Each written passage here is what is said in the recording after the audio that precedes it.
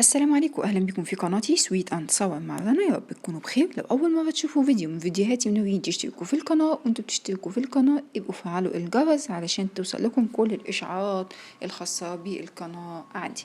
ايوه، النيه كانت بوريك بس النتيجه احلى من البوريك وحاجه تانية خالص خالص. شايفين الكميه دي كلها؟ لا، وكان في كمان على فكره يجي ربعهم كمان، بس طبعا انا استكفيت بكده عشان التصوير. من نص كيلو دقيق، طريقة ولا أسهل ولا أطعم من كده.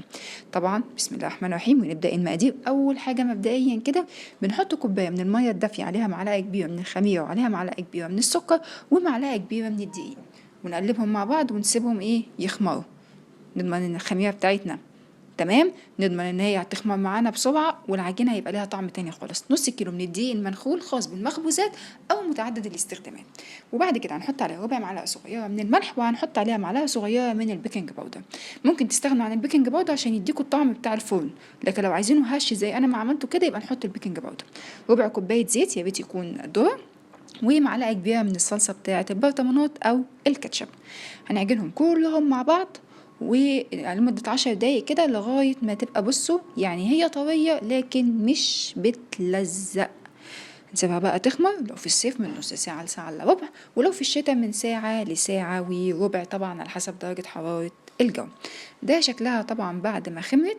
هنخرج منها بقى الهواء وهنبتدي نقسمها على كورتين ونسيبهم يستريحوا شوية. ليه هنقسمهم على كورتين؟ علشان انا هفرد مرة واحدة. اوكي، الحشو بقى ده مش، على فكرة انا هنزل لكم طريقة المش ده تقريبا، يعني انا عاملة في البيت. ودي جبنة عادية، وده لانشون كنت عملته بس اللون بتاعه ما ظبطش فخليته بعد كده في المخبوزات، وده كان شوية سوسيس باقيين كده مطرح الغدا، فبرضه جمعتهم كلهم مع بعض واحشوا زي ما انتم عايزين. على فكرة ممكن تحشوها حلوة كمان. العجينة مش حادقة خالص.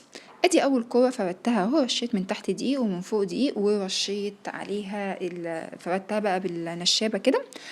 السمك بتاعها لا تقيله قوي ولا رفيعه، لا تكون شفافه ولا اكون حاسه ان انا ماسكه حاجه في ايدي. الحجم زي ما انتم عايزين. كوبايه، غطا ازازه زي ما انا عامله كده، لان انا انتوا عارفين طبعا متابع القناه عندي، انا من انصار الحاجات تبقى صغننه كده. وابتدي نحط الحشو ونضمها كده زي ما انتم شايفين القطايف كده وبس. هي الدورية دي هنحط الحشو فيها، وانا كنتش عارفه ان الكاميرا مش شغاله، انا اسفه. ونقفلها زي القطايف، ونحط القفله من تحت وبس. ندهن بقى الوش بتاعها، يعني حوالي كده شويه من اللبن وشويه من النسكافيه، ونحط شويه سمسم محمص او ابيض لو ما عندكمش زي كده. هنسيبها بقى على ما الفرن يسخن، هتكون هي خمرت شويه. هندخلها الفرن على درجه حراره 180. هتاخد معاكم تقريبا كده من 15 ل 20 دقيقه، ويطلع معاكم الشكل اللي انتم شايفينه ده. حاجه فوق الخيال، طعم بجد، ومهما قعدت عمركم ما هتضطروا تسخنوها ولا حاجه. اشوفكم في فيديو تاني، سلام عليكم.